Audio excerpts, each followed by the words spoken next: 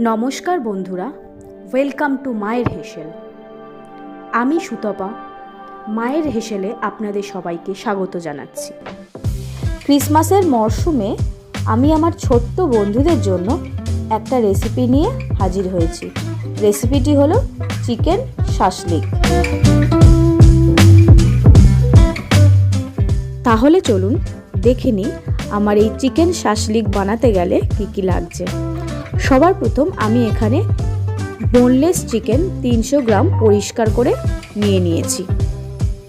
তাহলে চলুন এবার আমি চিকেনটা ম্যারিনেট করে নিই। দেখে নেওয়া যাক ম্যারিনেট করতে আমার কী কী লাগছে। সবার প্রথম আমি এখানে 1 চামচ সয়া সস নিয়েছি, 1 চামচ আদা রসুন আর কাঁচা লঙ্কার পেস্ট নিয়েছি, 2 টেবিল চামচ ফেটানো টক দই নিয়েছি,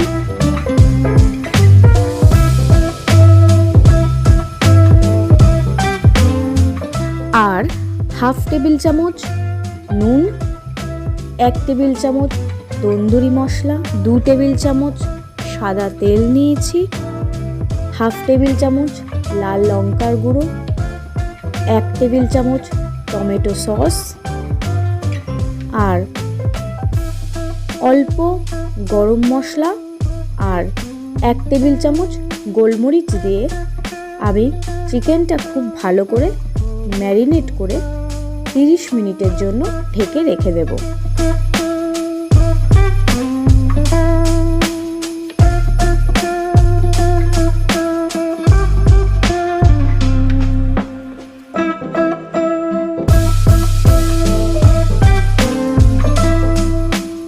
এবার দেখুন আমি এই কাঠি কাবাবের জন্য যে ব্যাম্বু স্টিকগুলো ইউজ করব সেগুলো জলের মধ্যে চুবিয়ে দিলাম, যাতে আমি যখন হিটে দেব তখন যাতে এগুলো ফেটে না যায়। এবার আমি চিকেন শাসলিকটার জন্য একটা স্পেশাল সস তৈরি করে নেব। তাহলে চলুন দেখে নিই এই সসটা তৈরি করতে আমার কী কী লাগছে।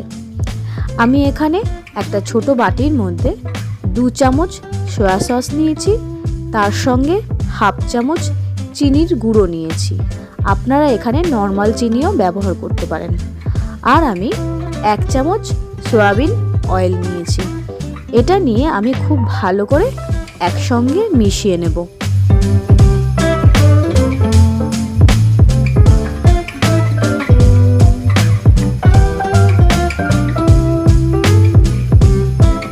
এবার ম্যারিনেট করা চিকেনটার মধ্যে আমি এরকম টুকরো করে কেটে রাখা পেঁয়াজ, red bell pepper, yellow bell pepper আর ক্যাপসিকামটা দিয়ে দেব। দিয়ে খুব ভালো করে মাখিয়ে নেব।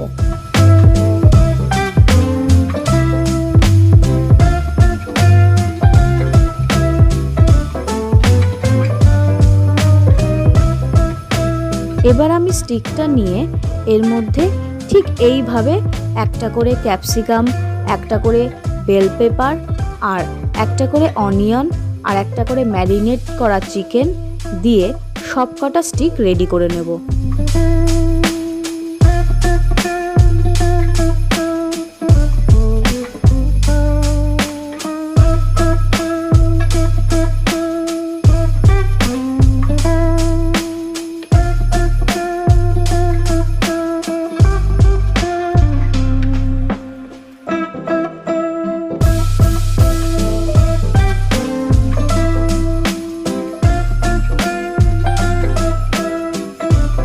চিকেন শাসলিকের জন্য আমার কিন্তু সবকটা স্টিক দেখুন এইভাবে রেডি করা হয়ে গেছে। আমি এবার পরবর্তী স্টেপে চলে যাব।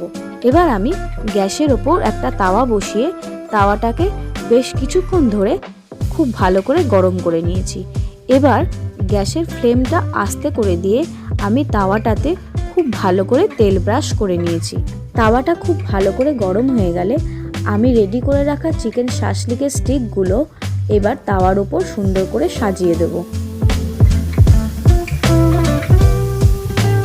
এবার সুন্দর করে সাজিয়ে দেওয়ার পর আমি 3 থেকে 4 মিনিটের জন্য তাওয়াটাকে একটা ঢাকনা দিয়ে ঢেকে রেখে দেব। 3 থেকে 4 মিনিট পর কড়ার ঢাকনাটা তুললে দেখুন বন্ধুরা, চিকেন শাসলিকটার থেকে কত সুন্দর একটা কালার এসছে।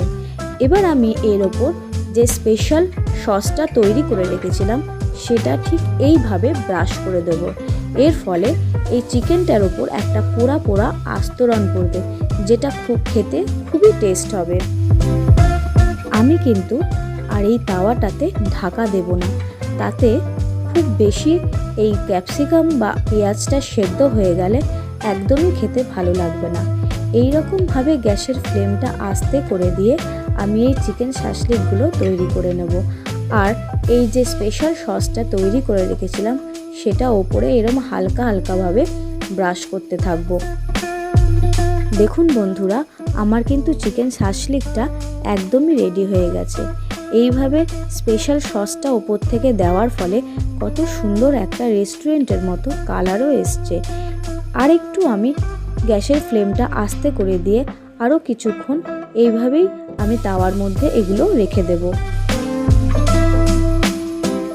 দেখুন বন্ধুরা, আমার এই চিকেন শাসলিকটা কিন্তু একদমই রেডি হয়ে গেছে। আমি এবার এটা পরিবেশন করে দেব। ছোট বড় আপনারা সবাই কিন্তু এটা খেতে পারবেন। আমার এই সহজ পদ্ধতিতে চিকেন শাসলিকের রেসিপিটা যদি আপনাদের ভালো লেগে থাকে, please like, comment and share করে আমার পাশে থাকবেন। আর আমার চ্যানেলটি সাবস্ক্রাইব করতে ভুলবেন না। মায়ের হিসেবে সকল বন্ধুদের জানাই মেরি ক্রিসমাস।